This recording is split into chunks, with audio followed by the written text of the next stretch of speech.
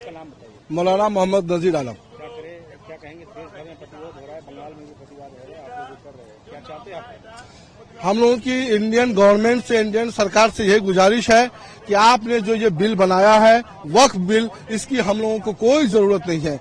न मुस्लिम समाज को जरूरत है, न इसको हमारे हिंदुस्तान को जरूरत है। आप इस बिल को वापस लीजिए, यही मुतालबा है। क्यों ये किया जा रहा है? ये वक्फ बिल जो बनाया गया है जबरदस्ती हम पे थोपा जा रहा है।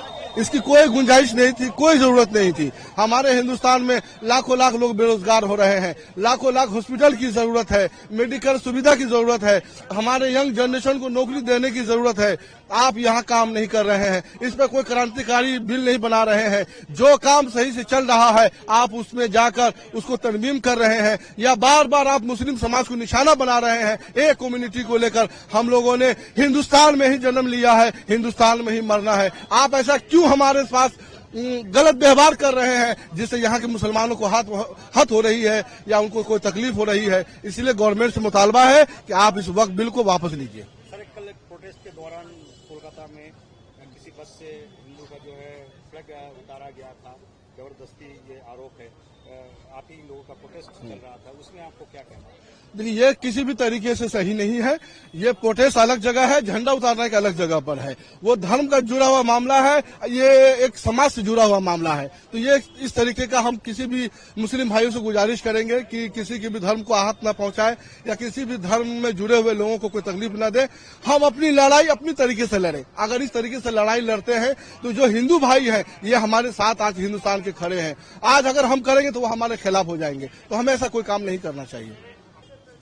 देश भर में प्रतिवाद हो रहा है, सिलीगुड़ी, बंगाल में कई जगह पे हो रहा है। क्या लगता है, क्या है इनका फ्यूचर? प्रतिवाद से कुछ होगा? बिल से एक्ट तो बन गया। देखिए, हम लोगों का अधिकार प्रतिवाद करना है। हम लोग सरकार का जो तरीका है उसमें शामिल नहीं हो सकते हैं, लेकिन प्रतिवाद करने का अधिकार हम लोगों को संविधान से मिला है और इसीलिए हम लोग प्रतिवाद कर रहे हैं। और हमने कहा है कि जो चीज आप जिस समाज के लिए कर रहे हैं वो समाज इस चीज को नहीं चाहती है, तो फिर आप जोर जबरदस्ती इसको अपने संख्या के आधार पर क्यों लादना चाहते हैं मुस्लिम समाज के ऊपर? हमारा ये प्रश्न है कि ये क्यों ये किया जा रहा है। और जो चीज हम लोग नहीं चाह रहे हैं, जो हम ये समझते हैं कि हमारे धार्मिक में जो हमारा अधिकार है उसमें हस्तक्षेप हो रहा है इसके माध्यम से, तो उससे सरकार को दूर रहना चाहिए। ये सरकार सभी के लिए है, जो हमारे देश के नागरिक है सभी के लिए है। हमारा सभी धर्म का अपना अपना अधिकार है, सभी लोग अपना अपना धर्म को अपने तरीके से मान सकते हैं। ये अधिकार हम लोगों को संविधान से मिला है।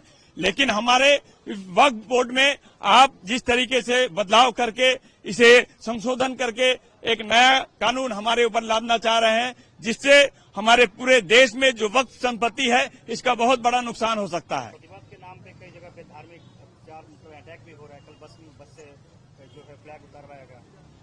देखिए, किसी भी तरीके का हिंसा के हम लोग खिलाफ हैं।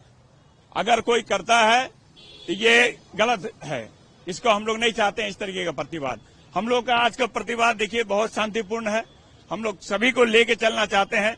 सिलीगुड़ी शहर एक मिसाल है हम लोगों का भाईचारा का, और हम लोग अपना बात अपने तरीके से हमारे एसडीओ साहब के माध्यम से हम देश की सरकार तक, हमारे राष्ट्रपति तक पहुंचाना चाह रहे हैं।